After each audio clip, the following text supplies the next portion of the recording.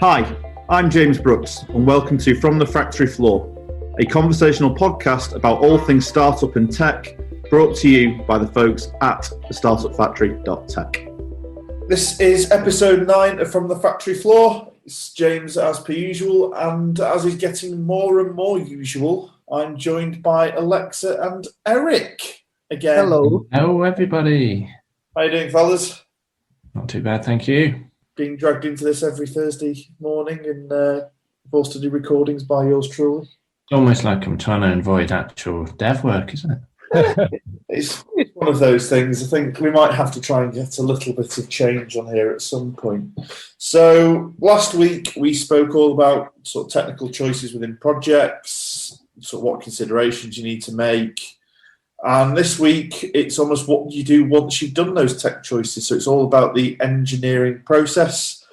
I know obviously that's why we've got you guys, because you handle our engineering processes and alongside me doing the project management processes. So I think as a starter for 10, it might just be worth saying, what is engineering processes as opposed to project management processes, which I know so well, or claim to at least. There's probably not a clean distinction. There's definitely an overlap. But yeah, we're kind of talking about how we build things effectively. So yeah, whether that be brick by brick from the bottom up or in some other order. Yeah, I think obviously if you were to imagine it, it's almost like a Venn diagram of what fits where. There's quite a big overlap in the middle where the engineering process focuses on actually getting stuff done. The project management process helps that and almost focuses more on the reporting and showing what's going on there. I think engineering processes, can be applied on other disciplines as well. It's just taking some sort of input and transforming into some sort of output using well-defined steps, and the software as well. Similarly, it is a set of activities really. How they're defined, it's quite open, so it's not as defined maybe in some other processes that Eric mentioned. So, but yeah, it is a set of activities that we do: design, build, and eventually maintain and support a piece of software. And I think you covered it quite nicely there, Aleksa, in terms of the different stages of it. And it is this, I think one of the biggest points about engineering that people seem to, whether it is a misconception or not, is really that it isn't a one-time thing. You just build it and it's done. It's not like it's not quite like building a house, because once you build a house, it is done, but there's always things that need to be changed and managed and looked after. Yeah, the house building metaphor doesn't work particularly well, does it, for engineering? There is a lot of similarity, getting your foundations right and things like that. But the thing with software especially is that it's not kind of a linear thing.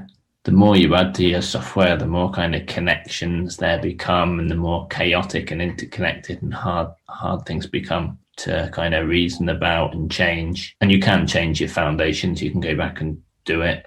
But also if you change something further up, it might have wider impacts than you anticipated.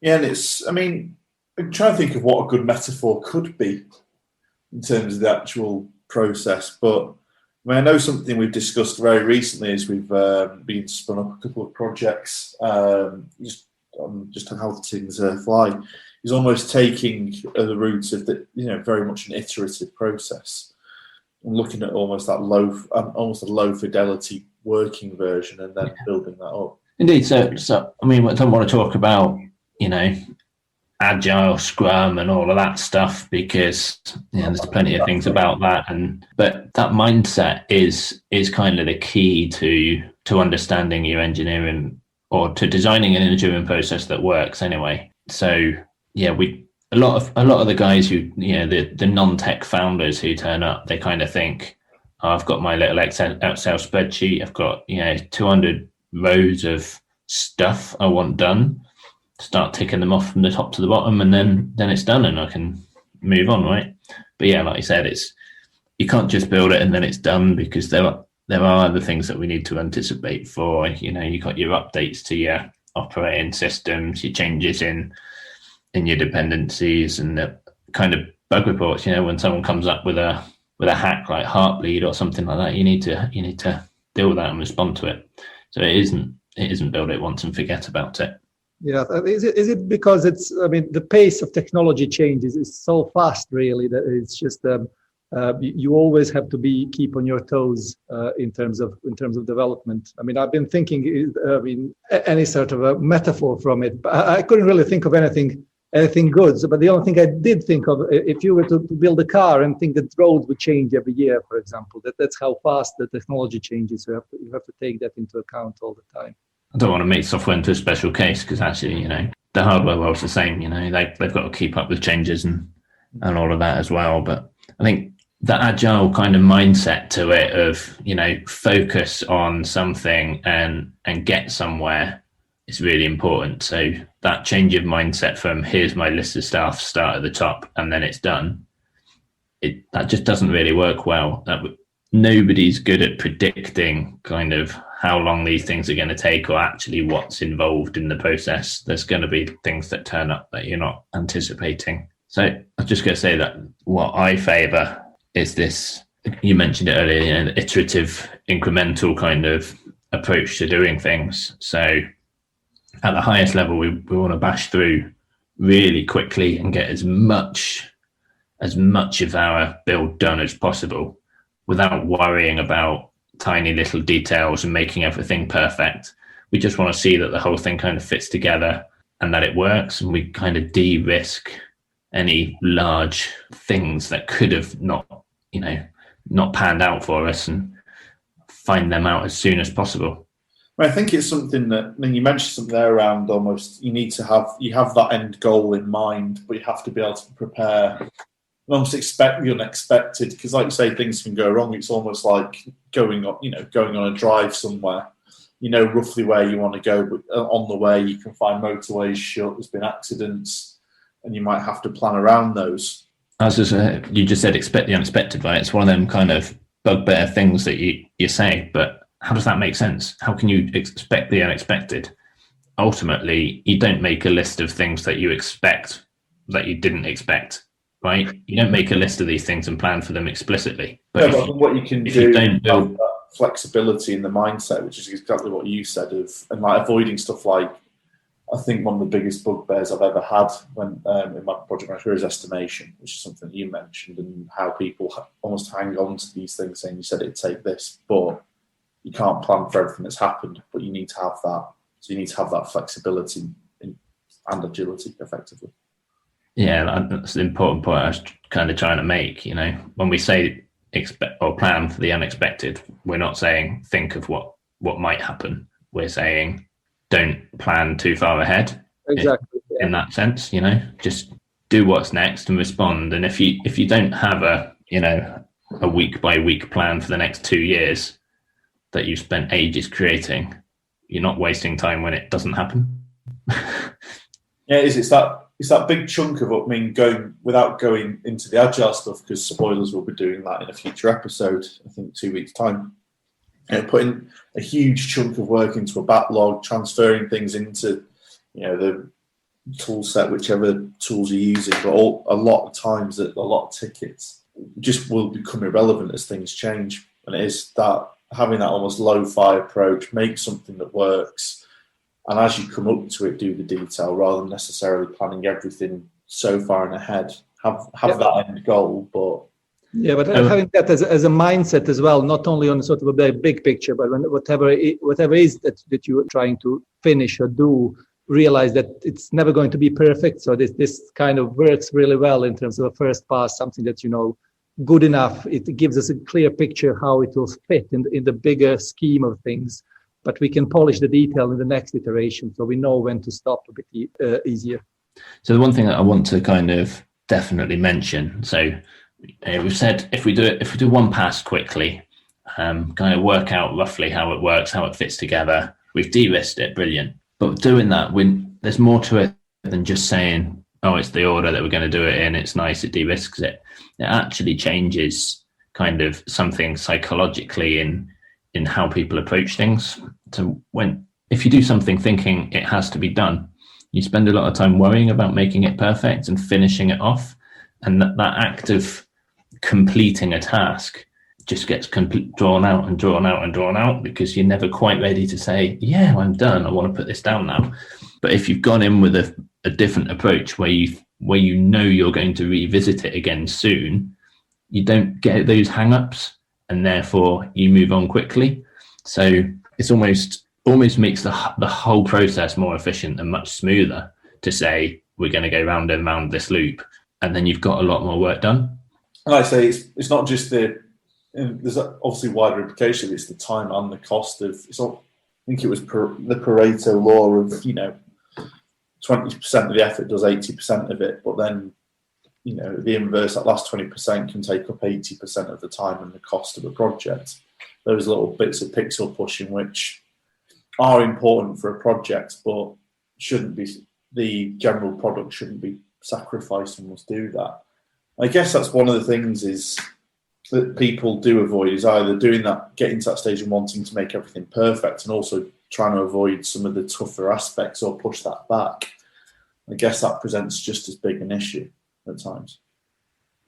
Yeah, I think that's a good point. I think it gives you a bit of easier approach to solving problems. As Eric said, if you know you're going to come back to it, but it doesn't mean that you should postpone the most difficult bits for later simply because you will come back to it. I think the key thing here is if you really want to make the process smoother, to do the tough stuff first, as soon as you can, really, and basically make sure that those work, and then put additional details around them as you go along.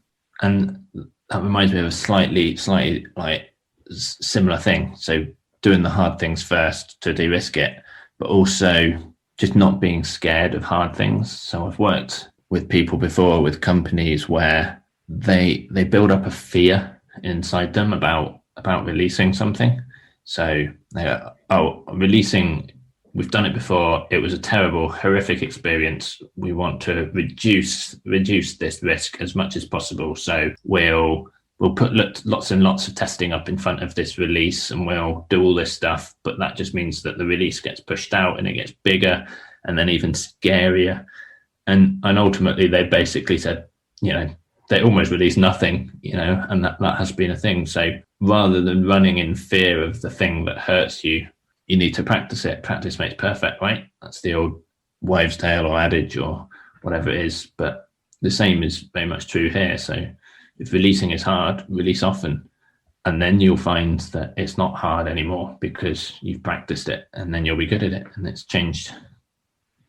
I think that's always the thing with releases. We've seen it, countless times, that when people are scared of releasing, or even scared are just concerned that they're releasing too early, right? Both in terms of the technical side of the project, but also in terms of the product and people using it.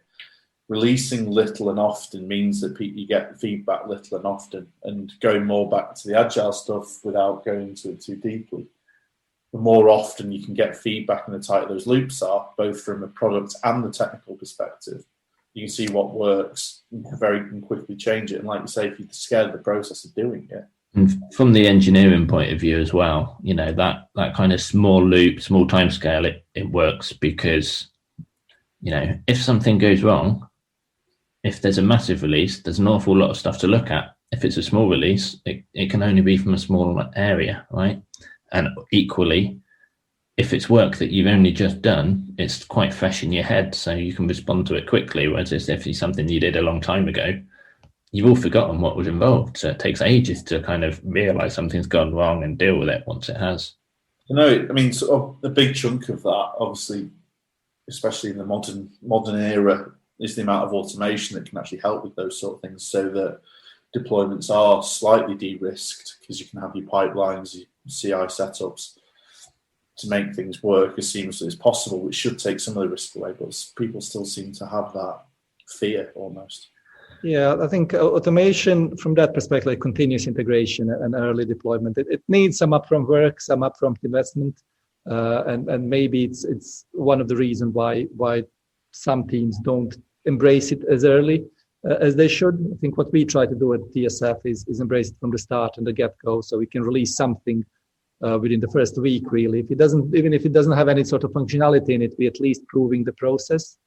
But in addition to that, I think what's also interesting as part of the engineering process is getting these sort of mini releases almost running on a developer machine. If you have the right setup and use containers and things that we mentioned in the past, run cloud and things like that, that you can actually do most of the things that you anyway do on the release on your local machine every day, many times, and practice that bit, making it much more straightforward in the future. Yeah, automation is definitely, it's the biggest, best thing that you can do now. In engineering people from various companies, testers, anything like that, I've often heard arguments against the investment of automation, because you can put an awful lot of effort into it, but you don't need to. The thing that automation does, though, is it radically changes the way that you can approach work. If you've got to do things manually, right, as a developer, I need to I make a change to some code, and then kind of have to sit there worrying, like, okay, what impact has this change had? And then I might have to go and run through some screens, look at some stuff and see what it is. If it's a big product, I've either got to look at a lot of stuff or pick one thing to look at that I think might be where the problem is. And it just makes it hard. And as a developer, I don't like doing that, right? Because I like writing code. I don't like running tests. So it kind of puts this big barrier up to me actually releasing code and doing things. But if I've got some suite that automatically runs a load of tests for me, I can just make a change and then see, oh, I've broken something or I haven't broken something, and I've got confidence. And that means that I'm now a far more efficient developer because I don't worry about, the impact of stuff so much. It's try it out, see if it works. If it doesn't, fine, I know, that's great, I'll do it a different way. But it makes such a big difference to everything. And it enables you to do all of those kind of, release often, release small things, get early feedback and everything like that, because otherwise, the alternative to automation is painful, to be honest. Yeah. Well, it's the thing, but I think if you offered someone, you can do the manual setup or the automated setup, and same cost, same time, I think everyone would choose automation. But I think some of the effort required, I think, sometimes almost the engineering process, which is what it's contract. My analogy here is it's very much like financial investments, right? So investing in testing costs, or automated testing costs effort, right? I don't know what it's going to be. Let's just say it's twice as much effort as it would be to write the code without it. Well, obviously I'm going to get half as much stuff done, right? So should I do it? But the dividends paid back in, with compound interest in the same way that the financial stuff does, because if I've got to test it manually, that I need to reinvest every single time I need to release it. I've got to test it manually. But once I've written the test, not only can I complete the test cycle quicker, run it more often. The consistency aspect, it's the looking at almost the production line. You got two people doing, imagine like cars going down a production line. You can make it, you can have all these people doing it, but there's however many failure points, because then they're people human. You automate something, that robot's just going to do exactly what it does every day. You have to pay more to get the robot up front doing the job, but at the end of the day, it does the job more consistently, and it probably does it quicker. I know the impacts on labour forces, etc. In the startup world, right, when we do focus on low budgets, quick turnarounds and things like that, it's one of the easiest things to say, okay, let's skimp on testing or something like that. So, but the inverse of that being writing too much tests, you can write tests that you don't need to, and you can spend ages doing that. There is no measure which says I've done enough tests. It just doesn't exist. And you can't use code coverage or anything like that. They're just a complete waste of time. So you do need to kind of find a balance, but I would still automate from the start. Yeah, and I think it's even more important for startup world, because if you are in a startup, maybe you'll start with a kind of a simpler implementation. Maybe you'll be working with a less experienced team to build something, and then you might want to change it and improve it and refactor it in the future. If you don't have automation, that becomes a huge risk, isn't it? So actually, that kind of brings me to a point about how you write tests. So you can kind of write tests in different ways. There's, people are talking about unit tests, integration tests, end-to-end tests, all that kind of stuff. So at the high level, you can write tests that use the system like a user does, or you can write tests that test tiny little parts of it, do what they're supposed to do. If you're a startup, right, and actually you might end up rewriting chunks of what you've done, maybe in a different language on a different platform, or maybe just adding new features and revisiting things. If you write lots and lots of low-level unit tests, then A, they don't really check that the whole system works, and B, you have to rewrite them every time you change all those parts. But if you write tests focused from the user's perspective, actually things shouldn't change that much. You can change your entire backend system. It doesn't matter, right? Your API still return the same results. So, and that's the thing that matters. It doesn't really matter if, this function fails, as long as that thing does the right thing and sorts it out. So my advice is also to start automating from the top, i.e. automate a human. Yeah, I think it's not just advice for the engineering thing, but I think everything should be tested from the top up. At the end of the day of business. The top up, was that, James? I'm pretty sure you said the top up there. Yeah, top down. Top go. What's above the top? I don't know. Yeah, top down on the basis that it's a product, it's designed for users, and at the end of the day, both from a technical perspective, business perspective, it needs to work for users, and then everything filters down from that. And I guess we've mentioned quite a few different bits there. There's two real points I want to get to within this, which is talking a little bit about all the stuff we've just mentioned and all the tooling, and almost the flip side of that, which is keep it simple. And automation does help with that to some extent, but also can be a bit more of an effort. And also the tooling of it. So we mentioned sort of pipelines and how things actually physically get deployed. But there's a whole raft of things with it, a whole raft of tooling within engineering you guys need. So I don't know if there's a particular point you want to go with first, Eric or Aleksa, but I'll skip tooling really.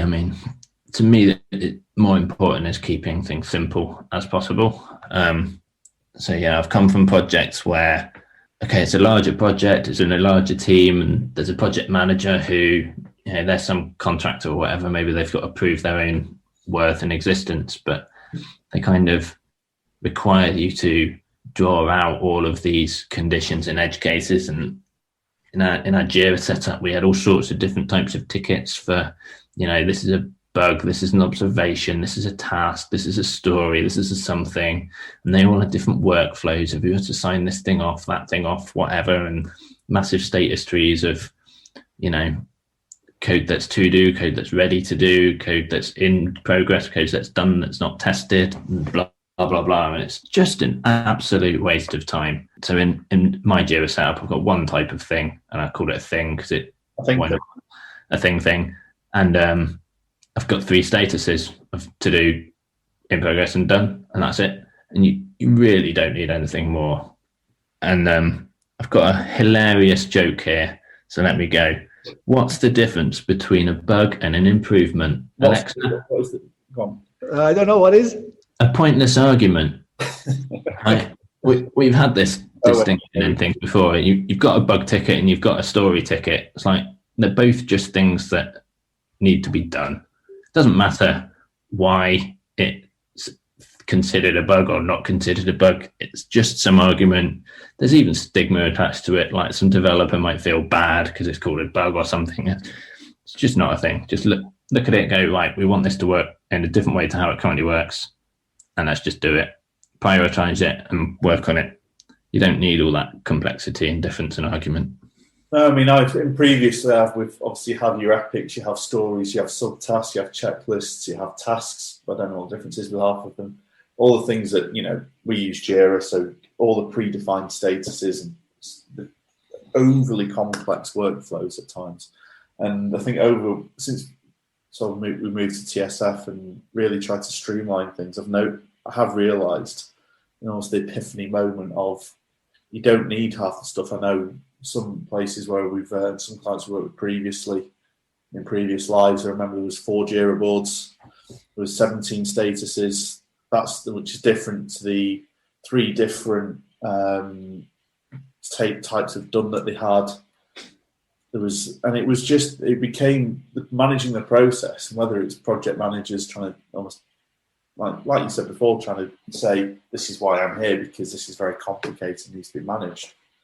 I think since we moved to sort of just having everything's a thing, everything then gets prioritised against each other, and removing the estimation burden, because at the end of the day, if it needs to get done, it's the highest priority.